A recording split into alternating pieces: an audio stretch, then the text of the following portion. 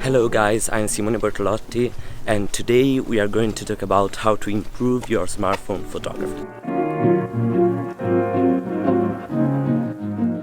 And we are going to do this in this beautiful city that is Augsburg, in which I'm spending my holidays.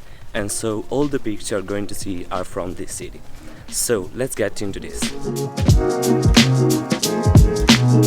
So the first tip we are going to talk about is to use your wide-angle camera consciously.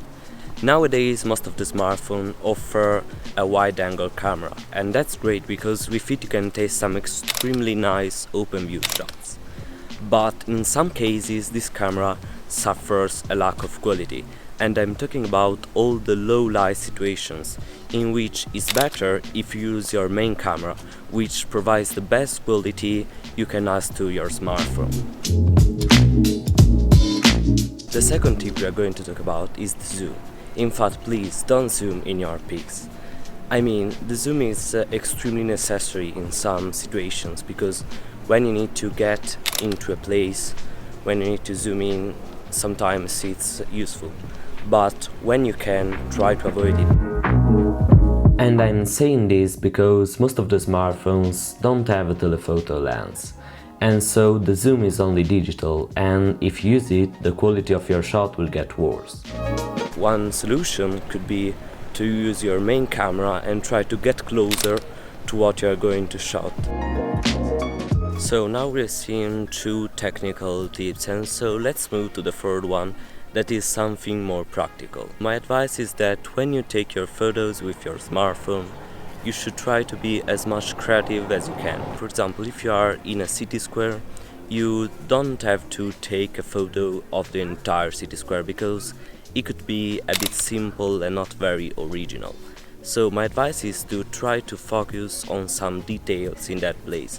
So for example, something on the ground or some buildings around the square. So try to think a bit different, try to make your photos look as much original as you can.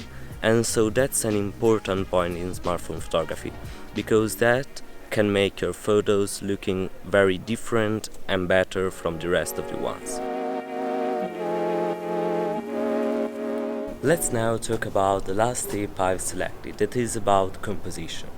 So in photography, the rule of thirds is one of the most important to decide where to place the subject in your pic, or even in videos. The rule of thirds is extremely simple. So just imagine the image to be divided with two vertical lines and two horizontal lines. By doing this, you can decide easily where to place the subject in your photo. So, for example, in most of the cases, people used to place the subject in the middle of the photo. But with the rule of thirds, you can, for example, work even with the lines. So you can place the subject, for example, on one of the two vertical lines, or even on the intersections of one vertical and horizontal lines. If you want, you can even use the rule of thirds grid while you're shooting. On iPhones, you just need to go to the settings, click on the camera section and then activate the grid. Instead, on Androids, you just need to look for the grid option directly on the camera app and activate it. So now that we've seen all these 4 tips for improving your smartphone photography, I would say this video can be over.